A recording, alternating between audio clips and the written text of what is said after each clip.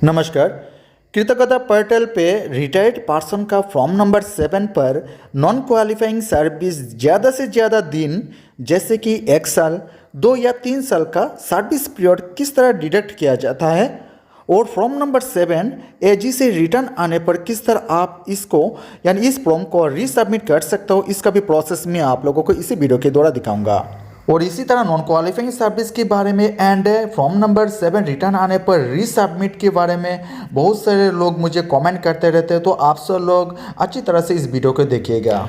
उससे पहले व्यूअर्स, अगर ये वीडियो आपके लिए थोड़ा सा भी हेल्पफुल हुआ तो काइंडली एक लाइक कर दीजिए वीडियो को और चैनल को सब्सक्राइब कीजिएगा ताकि मुझे और भी अच्छा लगे इस तरह वीडियो बनाने में। Thank you. चलिए शुरू करते हैं।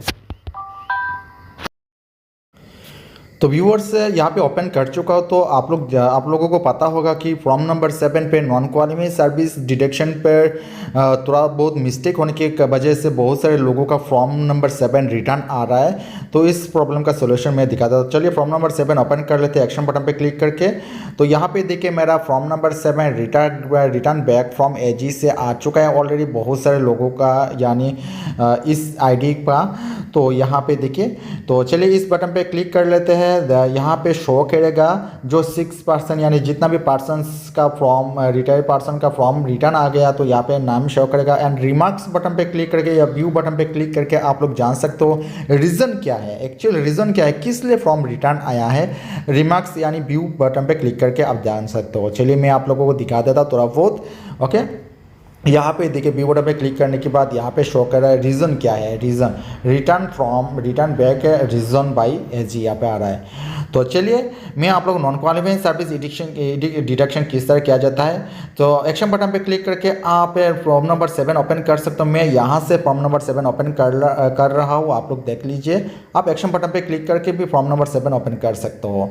तो फॉर्म नंबर 7 ओपन होने के बाद नॉन क्वालिफाइंग सर्विस किस तरह एडिट एंड किस तरह सर्विस पीरियड को डिटेक्ट किया जाता है ज़्यादा से ज़्यादा साल, जैसे कि बहुत सारे लोगों का 1 साल हो चुका है, 2 साल हो चुका है, 3 साल डिटेक्ट करना है और किसी का तो 6 ईयर्स तक डिटेक्ट करना है। तो बहुत कैलकुलेट करना पड़ेगा आप लोगों को। तो चलिए मैं आप लोगों को दिखा देता हूँ किस तरह कैलकुलेट किया जाता है, किस तरह नॉन क्वालिफाइंग सर्विस को एडिट किया जाता है, पीरियड फ्रॉम पीरियड से पीरियड 2 तक किस तरह फिलअप किया जाता है। ओके, तो वीडियो को पूरा एंड तक देखिएगा। वीडियो हो सकता है थोड़ा सा लंबा, लेकिन वीडियो को पूरा लास्ट तक देखिएगा व्यूअर्स। तो चलिए 1 साल या 2 साल 3 साल का किस तरह यहाँ पे पीरियड डिटेक्ट किया जाता है, इसको दिखाने से पहले आप देख लीजिए यहाँ पे मैंने किस तरह यहाँ पे बिताया है। जैसे कि यहाँ पे नॉन क्वालिफाइंग सर्विस पीरियड है 45 डेज़ का है। तो 45 डेज़ किस तरह मैंने बिताया है, सिर्फ 20 तारीख से उनका नॉन क्वालिफाइंग सर्विस है 20 तारीख से लेकर 3 जनवरी 1997 तक है। तो मैंने यहाँ पे 20 सिलेक्ट किया था पीरियड फ्रॉम से, एंड पीरियड 2 तक मैंने सिलेक्ट किया था 3/1/1997। तो ऑटोमेटिकली 3 कलम हो चुका है। मैंने एक ही कलम पे एक ही रो पे मैंने बिठाया था, डेट सिलेक्ट किया था 20/11/1996 एंड पीरियड 2 तक मैंने सिलेक्ट किया था 3 जनवरी 1997। तो ऑटोमेटिकली यहाँ पे कैलकुलेट कर चुका है, 3 रो बन गया है। तो आप सब लोगों का भी सेम उसी तरह होगा। इसके बाद और देख सकते हो नीचे और एक मैंने 6 डेज़ का नॉन क्वालिफाइंग सर्विस मैंने ऐड किया है 6 जुलाई से लेकर 11 जुलाई 2017 पे, और 6 डेज़ मैंने यहाँ पे ऐड किया है नॉन क्वालिफाइंग सर्विस। तो चलिए मैं आप लोगों को दिखाऊंगा ज़्यादा से ज़्यादा 1 साल 2 साल किस तरह यहाँ पे बिताया जाता है, किस तरह फिलअप किया जाता है, इसका भी प्रोसेस मैं आप लोगों को दिखाता था। आप लोग ध्यान से देखिएगा। बिताने से पहले आप लोगों को पता करना पड़ेगा उनका रीज़न क्या है। क्या रीज़न है नॉन क्वालिफाइंग सर्विस का 1 साल का, मैं दिखाऊंगा यहाँ पे रीज़न क्या है। रीज़न आप यहाँ से आप सिलेक्ट कर लीजिए, उनका क्या रीज़न LW पे है या और कुछ है, आप यहाँ से सिलेक्ट कर लीजिएगा। यहाँ पे क्लिक कीजिएगा। क्लिक होने के बाद अगर यहाँ पे आपका रीज़न यहाँ पे मेंशन है, यानी यहाँ पे दिखाई दे रहा है आपका रीज़न कुछ है, या इनमें से कुछ रीज़न है आपका लिस्ट में आ रहा है, तो आप सिलेक्ट कर लीजिएगा। अदरवाइज आप नीचे सिलेक्ट कीजिएगा एनी अदर पीरियड। तो लास्ट नंबर जो यहाँ पे नीचे दिखाई दे रहा है, यहाँ पे क्वालिफाइंग सर्विस, यहाँ पे देखिए लास्ट नंबर वो वाला आप सिलेक्ट कर लीजिएगा। ये सिलेक्ट होने के बाद यहाँ पे रिफ्रेश होगा। आप यहाँ पे नीचे आप यहाँ पे डिटेल्स लिखेगा उनका क्या रीज़न था। LWP है या और कुछ रीजन है, आप यहाँ पे रीजन आप टाइप करके लिख लीजिएगा। इसके बाद आप लोगों को 1 साल का डेट यहाँ पे बिठाना पड़ेगा। तो आप लोगों को कैलकुलेट करना पड़ेगा कितना तारीख तक उनका रजिस्ट्री पे अटेंडेंस है। यानी पकड़ लीजिए फॉर एग्जाम्पल जनवरी 31 जनवरी तक उनका रजिस्ट्री पे अटेंडेंस है। उसके बाद 1 फरवरी से उनका कोई आता पता नहीं है, जैसे कि नॉन क्वालिफाइंग सर्विस स्टार्ट हुआ है तो 1 फरवरी आप पीरियड फॉर्म पे आप सिलेक्ट कर लीजिए। जैसे कि मैं यहाँ पे सिलेक्ट कर रहा हूँ 2018 1 फरवरी 2018, यहाँ पे मैंने सिलेक्ट कर लिया है। इसके बाद 1 साल कैसे होगा, वेरी इजी प्रोसेस है।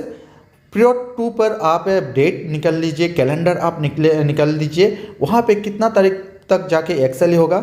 अगर पीरियड फॉर्म पे आप सिलेक्ट किया है 1 फरवरी तो भाई अल्टीमेटली नेक्स्ट ईयर 31 जनवरी तक 1 ही साल होगा ना।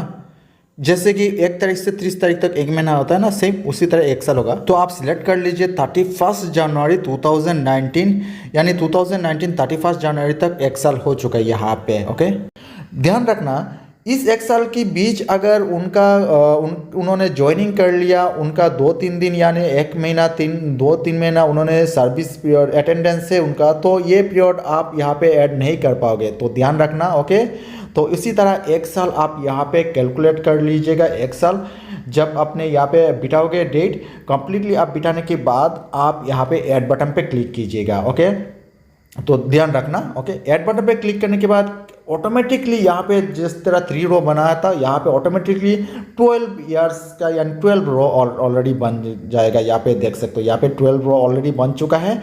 इसी तरह यहाँ पे 1 महीना 2 महीना 3 महीना 4 महीना इस तरह मंथ वाइज यहाँ पे रो ऑलरेडी बन चुका है। ओके, अगर आप एडिट करना चाहते हो तो यहाँ पे एडिट कर सकते हो, लेकिन एडिट करने की कोई ज़रूरत नहीं पड़ेगा। अगर आप एडिट करोगे तो यहाँ पे मिस्टेक हो जाएगा, क्योंकि 1 साल आप पीरियड नहीं दिखा पाओगे। यहाँ पे कैलकुलेट करने में आप लोगों को थोड़ा बहुत दिक्कत होगा, आप बीच में एडिट मत कीजिएगा। ओके, यहाँ पे ऑटोमेटिकली जो सिस्टम ने कैलकुलेट किया है उसी कैलकुलेट वाइज आप रहने दीजिए, एडिट मत कीजिएगा। ओके, 1 साल यहाँ पे ऑलरेडी है यहाँ पे, तो सॉरी यहाँ पे माफ़ कीजिएगा, मेरा यहाँ पे मिस्टेक हुआ है। फरवरी 1 तारीख से लेकर नेक्स्ट ईयर 31 जनवरी तक 1 ही साल होगा, तो मैंने यहाँ पे 28 फरवरी दे दिया था, तो यहाँ पे मिस्टेक हुआ है, सॉरी माफ़ कीजिएगा। ओके ओके, उसी तरह 3 इयर्स किस तरह होगा, आप 1 साल आपने यहाँ पे एडिट कर लिया है, कैलकुलेट कर लिया, आपने बिठा दिया, 1 साल हो गया, फिर नेक्स्ट और 1 साल आप यहाँ पे ऐड कीजिएगा। इस तरह आप 3 इयर्स ऐड कीजिए, एक ही साथ आप 3 इयर्स ऐड मत कीजिए। ओके, एक साथ आप 3 इयर्स ऐड मत कीजिए, आप 1 ईयर्स करके आप ऐड कीजिएगा। उसी तरह सेम इस तरह सेम नेक्स्ट ईयर आप सिलेक्ट कर लीजिए, जैसे कि पकड़ लीजिए 2021 से फिर नॉन क्वालिफाइंग सर्विस उनका स्टार्ट हुआ है। ओके, बीच में उन्होंने ज्वाइनिंग कर लिया है 2019 2 तारीख पे, फरवरी 2 तारीख से उन्होंने ज्वाइनिंग कर लिया, उनका ड्यूटी कर चुके अटेंडेंस है। फिर 2021 14 तारीख से उनका नॉन क्वालिफाइंग सर्विस स्टार्ट हुआ है। नेक्स्ट ईयर तो यानी नेक्स्ट ईयर 2022 13 तारीख तक 1 ही साल होगा, जैसे 14 से 13 तारीख तक। ओके, उसी तरह यहाँ पे 1 साल आप बिठा दीजिएगा, 1 साल कीजिएगा, उसके बाद ऐड बटन पे क्लिक कीजिएगा, फिर 1 साल यहाँ पे कैलकुलेट हो जाएगा ऑटोमेटिकली। फिर दोबारा आप उसी तरह और 1 साल आप ऐड कीजिएगा। उसी तरह आप 6 years 3 years 7 years 4 years 6 years जितना इयर्स आप है वो आप बिठा सकते हो यहाँ पे। इसी तरह आप नॉन क्वालिफाइंग सर्विस आप कैलकुलेट कीजिएगा, लेकिन बीच में एडिट मत कीजिएगा। ओके, इसके बाद नीचे आप रिमार्क्स में आप टाइप कीजिएगा आपने जो फॉर्म नंबर रीसबमिट कर रहे हो, आप यानी फॉर्म नंबर 7 रीसबमिट कर रहे हो, तो यहाँ पे रिमार्क्स में आप टाइप करके लिख लीजिएगा आप फॉर्म नंबर 7 रीसबमिट कर रहे हो। आफ्टर कैलकुलेट अच्छी तरह से आप नॉन क्वालिफाइंग सर्विस जो रीज़न है वो रीज़न आप सॉल्व करने के बाद आप वेरीफाइड करने के बाद रीसबमिट कर रहे हो फॉर्म नंबर 7, इस तरह आप रिमार्क्स में लिख लीजिएगा। उसके बाद सबमिट एंड कैलकुलेट बटन पे क्लिक कीजिएगा। Okay, submit and calculate button पे क्लिक करने के बाद आप फॉर्म नंबर 7 चेकलिस्ट बटन पे क्लिक कीजिए, चेकलिस्ट फॉर्म ओपन कीजिए, फॉर्म नंबर 7 चेकलिस्ट कर लीजिए। यहाँ पे कोई भी डेट बिठाना पड़ेगा या नहीं आप चेक कर लीजिए, कोई भी कलम यहाँ पे बाकी रह गए या नहीं, यहाँ पे कोई भी क्वेश्चन या पे कोई भी नंबर पे लिखा हुआ है कि नहीं, रीसबमिट का कुछ डेट दिया या नहीं, आप अच्छी तरह से रीड कर लीजिए। यहाँ पे कौन सा फॉर्म कब आपने फिलअप किया है, कब आपने सबमिट किया है, यहाँ पे डेट बिठाना पड़ेगा आप लोगों को, यहाँ पे चेक कर लीजिए अच्छी तरह से, नहीं तो दोबारा फॉर्म रिटर्न आ जाएगा। ओके, चेकलिस्ट चेक करने के बाद आप अपडेट बटन पे क्लिक कीजिए और साथ ही आप लोगों को फॉर्म नंबर 8 सबमिट करना पड़ेगा। अपडेट होने के बाद, चेकलिस्ट अपडेट होने के बाद फॉर्म नंबर 8 ओपन कीजिएगा। फॉर्म नंबर 8 ओपन होने के बाद सिर्फ दोबारा आप अपडेट कीजिएगा। फॉर्म नंबर 8 पे कोई भी चेंजेस करने की कोई जरूरत नहीं, सिर्फ आप लोगों को फाइल नंबर आप लोगों को चेंज करना पड़ेगा। फाइल नंबर चेंज कीजिएगा, उसके बाद आप अपडेट कीजिएगा, सबमिट कर दीजिएगा, बस हो जाएगा। क्योंकि फॉर्म नंबर 7 पे जितना मिस्टेक होता है फॉर्म नंबर 7 पे ही मिस्टेक होता है, फॉर्म नंबर 8 तो ईजी है, कोई दिक्कत नहीं। ओके, इसके रिगार्ड और कुछ इन्फॉर्मेशन चाहिए तो नीचे कमेंट बॉक्स में मैसेज के वीडियो को लाइक एंड शेयर कीजिए, चैनल को आप लोग जरूर सब्सक्राइब कर लीजिएगा। Thank you.